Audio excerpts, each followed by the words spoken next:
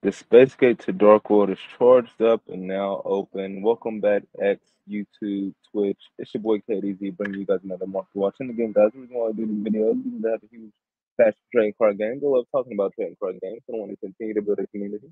Has the same love and passion for admiring all those gorgeous floor windows. With Ray Lane, we left off on Utopia the Lightning. We ran across his original print copy coming out of the Yu-Gi-Oh! That sold manga promotional cards.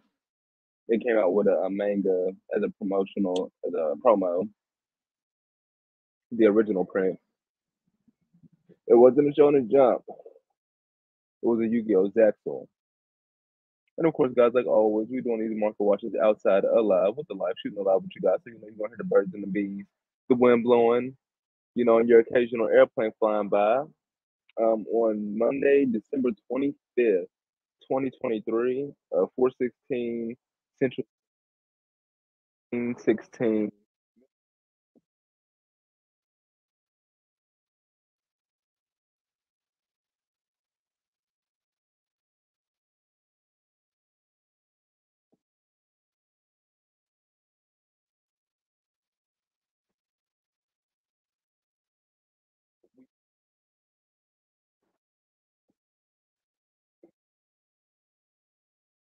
premiered. Premiered on Nicktoons February 21st, 2016. History is all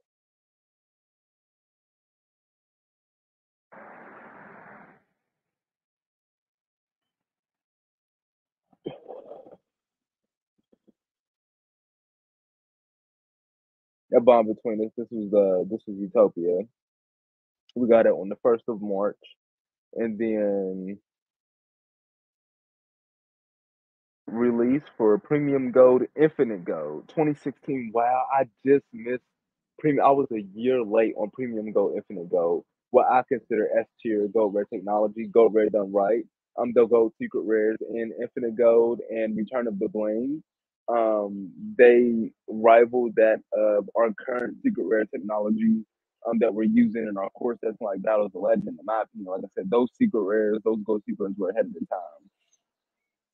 So Premium Gold, Infinite Gold, that's going to be a treat to look into.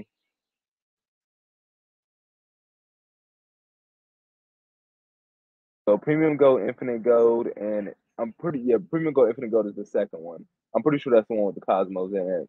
And then I'm gonna go Wing Raiders. There's Wing Raiders. So let's do here, right? Premium Gold, Infinite Gold.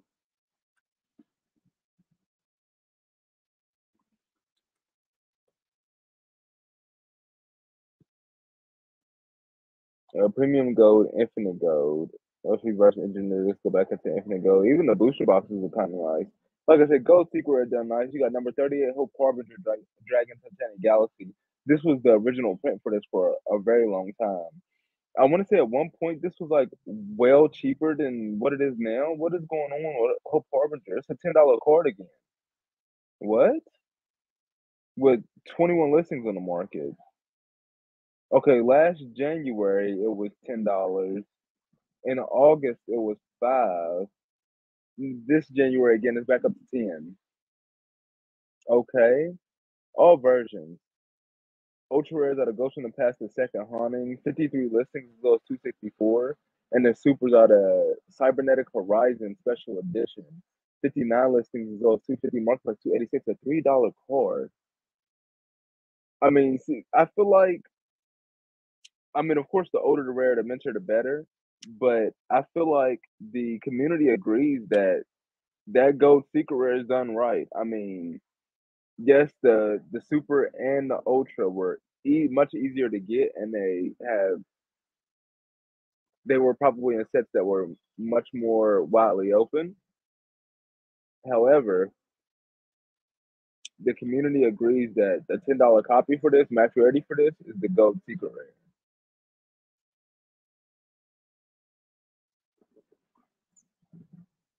And you got number 77, the Seven Sins, which has been going through buyout after buyout.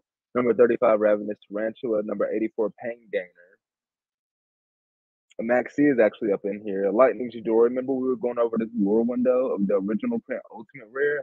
I think Max Condition, like first ed, you could get like 17 to 22 or something like that.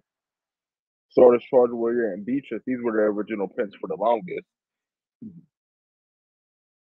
I played as Beatrice over any of the premium gold or the ultra that they have for id. That's a no brainer. Yup, and then the Cosmos are in here. Because I have like all the Cosmos. Number 37, Hope Woven Dragon Spider Shark, one of my favorite cards. I still don't even own this card. It doesn't even have a reprint. And it's cheaper than it's ever been. Made in heaven? You darn right. That playset is definitely made in heaven.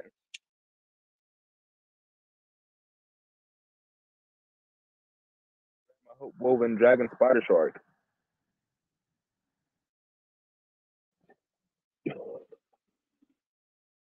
It's like four things in one. It's it's five things in one. It's a number monster. It's a dragon. It's a spider. It's a shark. It's a sea serpent.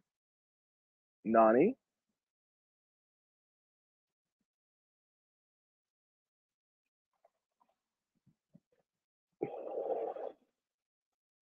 This set actually has some really good printing of cards. Bahamut Shark, original prints for starters, Charizard, Beatrice, Hope Harbinger. Another Hope card. Hope Woven Dragon Spider Shark. Hope Harbinger. Number 37 Hope. Number 38 Hope. Hmm.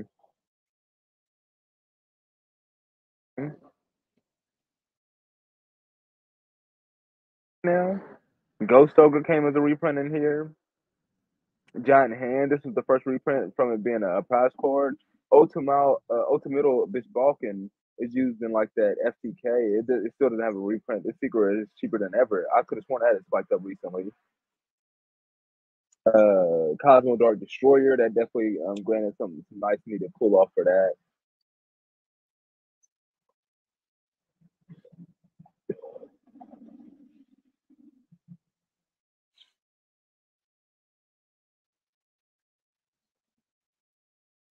If I don't have the Cosmo cards that I have in a binder or something, I'm gonna definitely be sure to go set a binder aside just to put Gold Secret Rares in because I think they're worth that much. They're worth their own binder. The Gold Secret Rares are worth their own binder, and they give us 40 of them. It's so dope. Like you guys know about my affinity for having themes, archetypes with matching rarities from the same set. And Konami goes extra hard with this one, giving us Cosmo and matching Gold Secret Rare rarity. Like that's incredible. That's perfect. So would say.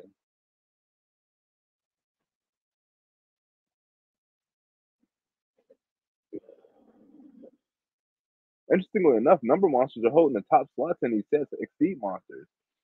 Do they not have reprints? No, and the Ravenous Tarantula doesn't have a reprint. That's probably what's been considering contributing to his buyout. And Pain Gainer doesn't have a reprint. Okay, nice, nice. We go back 7 years later, almost 8 years now, and we still see a whole bunch of cards that just don't have reprints. It's like it's tough. It's tough for Konami to continuously print, like reprint sets are tighter than they ever been before. That's why, like at first, when I first heard the announcement for this right here, oh whoa whoa whoa, we don't need to do all that. We haven't even went over Ring Raiders yet. Let's open up a link in the new tab. Open up another link in the new tab, and let's go.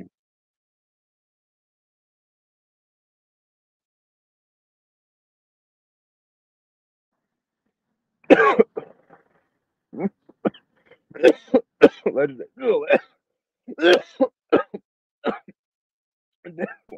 Excuse me. I think these MSRP for 30. So the fact that these MSRP for 30 and the main boxes are around 25. That's solid on the main boxes, but the displays only being 100. That's a hell of a deal. It's a third of its price. It's on sale, 33% off for a display. Um, come with some QCSRs. Like I said, these QCSRs are not obsolete. These are alternate art, Dark Magician Red Eyes. The Blue Eyes is worth it. As you can see how obsolete they are. Look at the prices on them now. The Blue Eyes is worth it because he still hasn't got a reprint. But I'd be hard pressed to think that Konami does not. If Konami skips the original print lore window from the anime Blue Eyes White Dragon that Kaiba used in QCSR by this coming world, we need another grandpa man. Like, don't screw us over. Like for real. If they do that, bro, they hit us with a grandpa meme.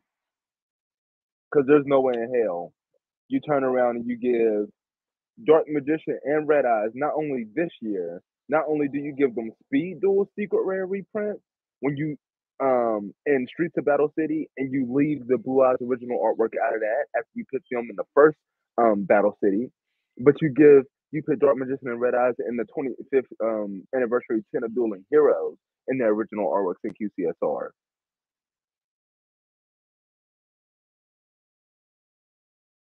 Closely, Konami, what you gonna do? The Ultra isn't here pointless. I don't understand. But these are not bad. At first, like I said, when I first heard about this, I'm like, who wants this? Nobody wants this. This 25th anniversary. We don't want reprints of older cards like this. Start in the When I first heard about this, I wasn't doing market watches at the time. We didn't start doing the market watches until like July of this year is when we started on the market watches. So I wasn't doing the market watches at this time, but after doing the market watches and then just seeing so many different cards and seeing so many cards that don't have reprints, I'm like, I understand it. Like this was a nice way for Konami to, shout out to the old Yu-Gi-Oh heads at the same time giving reprints to a whole bunch of cards that would have been a nightmare to try to piece out into different reprint sets, cards that have never gotten reprints, to bring them up to the new card technology all at once.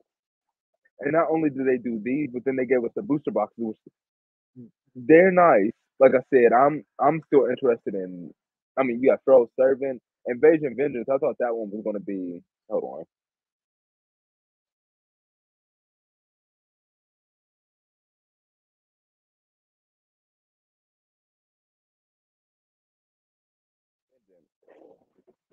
Throw Servant at $53. This is my favorite one outside of Dark Crisis. Out of the first success that they put in the Legendary Collection 25th anniversary,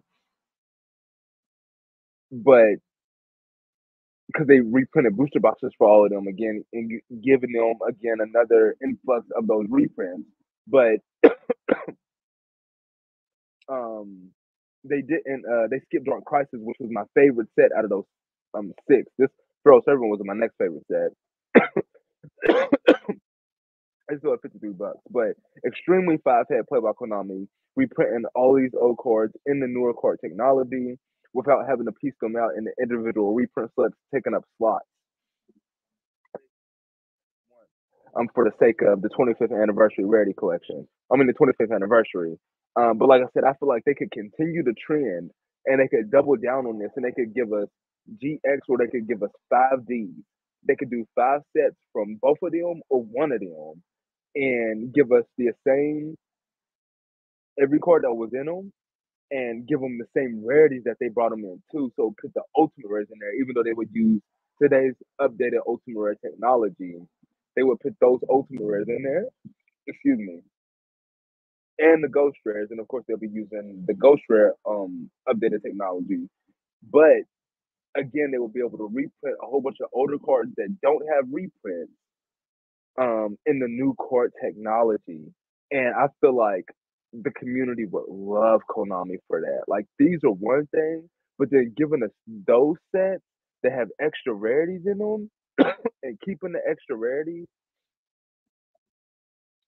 That's the coup de grace.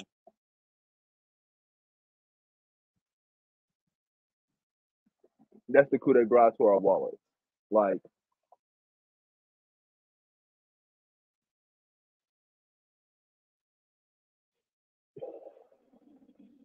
that would be stunning. But still, just looking at these, like I think that's so cool. Like Beast of Tower Ultra Rare now has Fiend and Normal Monster on the updated text. This card is always treated as an Arch Fiend card. Like that definitely was not on there back in the day. Like that's just so dope. And to get like every card fleshed out like that, or at least a lot of them fleshed out like that, without them having to put them in uh piecing them out into individual reprint sets. There you go. But like I said, looking back at this was an extremely nice move by Konami to give us this. I don't know how we got talking on that. It was Wing Raiders. What was we looking at? This right here. I don't see how this like led us into that, but I thought that was pretty cool. Still looking at Premium Gold, Infinite Gold though. You got Ice Hand, Fire Hand here, Gold Secret Rares. Do these have reprints? Angmar, the Fiendish Monarch. Okay, what's going on here? Red Supremacy. I'm pretty sure this has a reprint. I remember seeing this as like a common. If there's some more Hope stuff,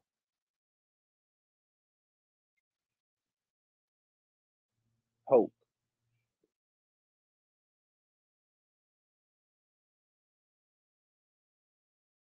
number 37.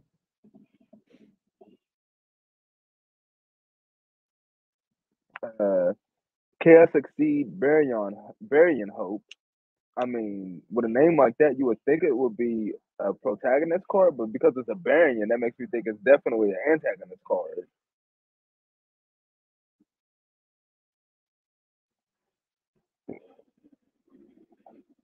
Magician of Hope. This is a really good card. It's a card I don't really see used in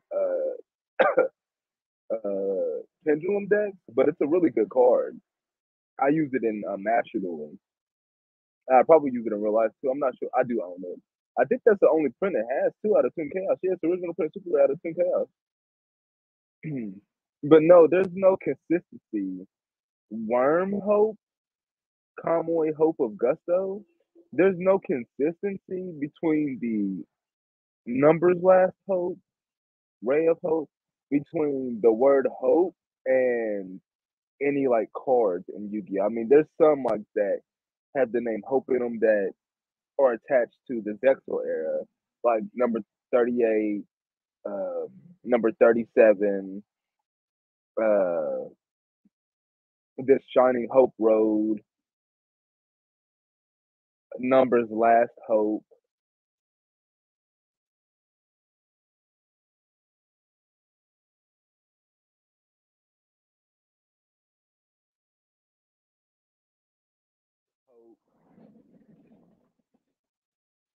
Magician of Hope. I'm going on Magician of Hope. That's R5.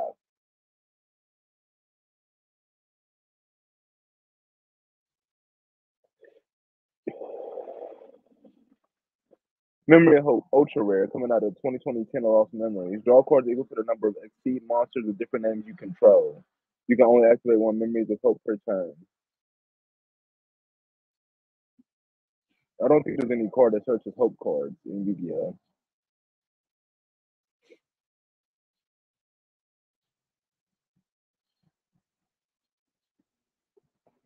But a card that's sent on $1. Ooh, this is a. We'll just look at the whole set.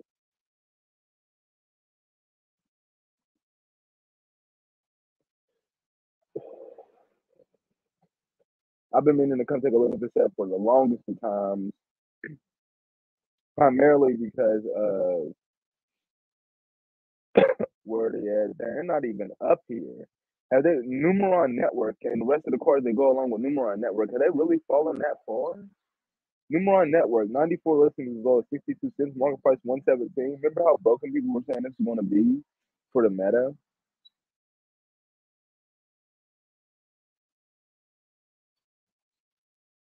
Dark Arm, the Dragon of Annihilation, that thing is $9 now.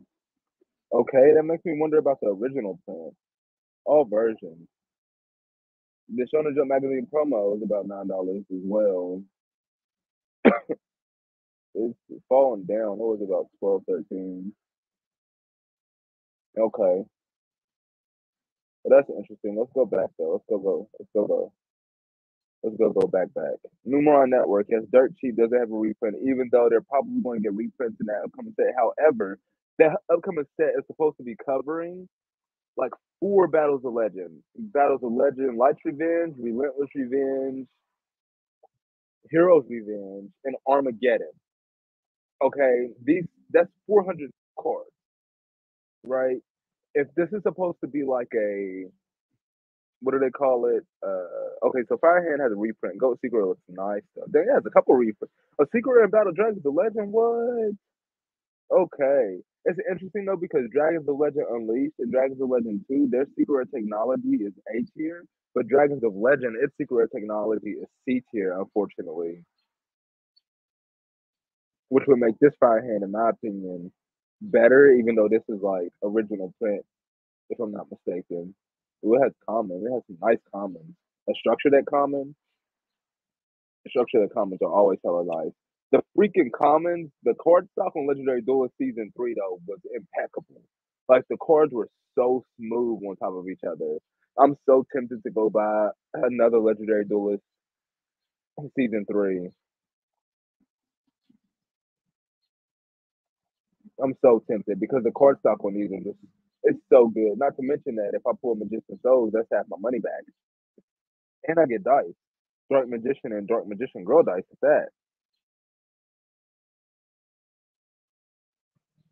If they wouldn't have gave a Dusted Gold and Malicious Bane secret rare reprints, or Magician Souls for that matter, secret rare reprints before this set would have held a lot more value. They killed the value of the set by trying to give value to the battles, the Brothers of Legend. That one didn't need any value. It had enough stuff in there. Y'all could have put. There's so many other cards that don't have reprints that y'all could have put in there outside of those when y'all already had those slated to come out here. I understand wanting to give them a secret rare, so y'all can put these new cards in there. But I would have settled with y'all throwing these in the Brothers of Legend, to be honest. But cards in the set 200, it's about it's 198 cards in the set. You see what I'm saying? So Legendary Duelist Season 3. Well, it's interesting though because it's like it's 198 cards with multiple of the cards being printed 3 times. But there's a lot of commons. Like if we filter it, there's 98 commons. So if you take 30 cards in the set, okay. I mean, the new Battles of Legend reprint set is supposed to include 4 different Battles of Legend sets in it that all have 100 cards in them. That's 400 cards. They're not going to give us all 400 cards. There are going to be some cards that miss that set. And even if they gave us 250 cards, there's 150 of them that you're going to miss. I think they're going to give us about 200 cards. So there's going to be about 200 more cards that they don't reprint, guys. And that can end up creating some value back here in these old Battles of Legend sets because it's like some cards that only have one reprint that came in Battles of Legend that they're not going to reprint again. So they're still just going to have the two. Some cards debuted in Battles of Legend and they're not going to reprint in there. So they're not going to have a shred of reprint in there. So Battles of Legend is going to be the only print for those cards. Like that's going to happen to quite a few of these. I feel like there's just too many. The Numeron, for some reason, if you don't have it, I would highly advise picking it up now. And of course, guys, this is not a financial advisory channel. This is financial advice. I'm just telling you guys how I look at these TCG markets. And the Numeron cards are hella primed right now. I think outside of Numeron Network, the rest of them are ultra. Okay, Numeron Calling, Numeron Network, they're secret. And then that's it. Yeah, that's it. The rest of them are ultra rare. But still, like those cards, I could see them not reprinting. I'm really curious to see what cards they decide to put in there as commons as well, because I feel like this would be a unique way for them to reprint cards that they got their first reprint in Battles of Legend, but they're still foil cards. But then they have a chance to put them as common. So I'm curious to see what commons that they give us in that Battles of Legend reprint set as well.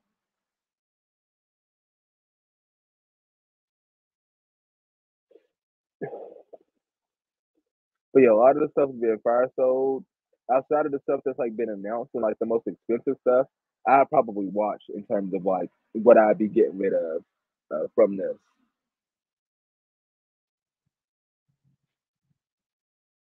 Let's look at this real quick though. Like always, guys, we can't be out here all day. Hopefully, I've provided some value with this live stream, Marco. It's like Kakarot. Send me your energy so we could get that space get charged up for a part two. We come out here and continue our trip down memory lane. But with that, we're gonna be getting up out of here. Nimbus, are we in there? Are we in there? Yeah, we in there.